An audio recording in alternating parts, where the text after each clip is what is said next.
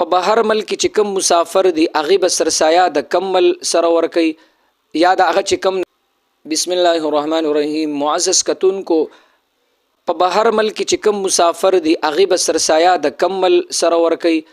یا د هغه چې کوم نابالغ اولاد دی بچی دی یا د سکور والي دا هغه به سرسایه د کمزې مطابق ورکي مسله خپل وامري نور سره هم شیر کی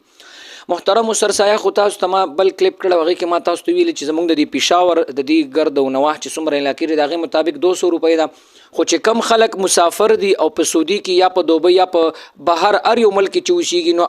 هغه سړی به د خپل ځان سرسایه او د هغه چې کم نابالغ بچی دي نابالغ اولاد چې دای مثال کفالت کوي دای په ذمہوار دي دا په مکلف دي نو د هغه بچو چې کم د نابالغ بچی دي او دا مسافر سړی په خپل د خپل ځان سرسایه چې کومه ده هغه به د هغه ملک ورکي چې په کم ملک دا اوسېږي دا مسافر یو سړی په سعودي کې اوسېږي نو په سعودي کې به چې کم دی د په کم 2 سیرو غنمو چې کم قیمت جوړیږي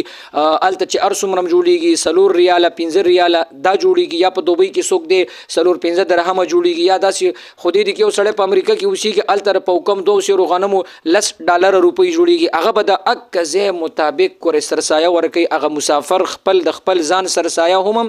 او چې کوم د هغه نابالغ اولاد دی د هغه بچو سرسایه هم د مسافر د هغه ملک ورکي ګوري دا بعضی مسافر داسې وي چې هغه پوی نشي یا مثال ځان بچ کول هغه بس پیسې راولېږي پاکستان ته پېښور ته چلکه زما سرسایه ورکي او د بچو ورکي نه